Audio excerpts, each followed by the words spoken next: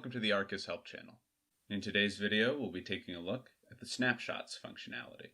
A snapshot allows you to preserve the state and data of a given virtual host at a specific time. Snapshots can be difficult to track and manage in large numbers.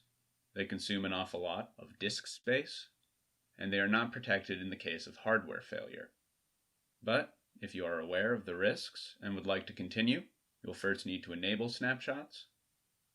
To do so, you will need to be a team manager, or you will need to get in touch with our support team. But if you are a team manager, head on down to your settings and check the enabled box under virtual host snapshot. Be sure to save your changes. Now head on over to the host that you would like to back up.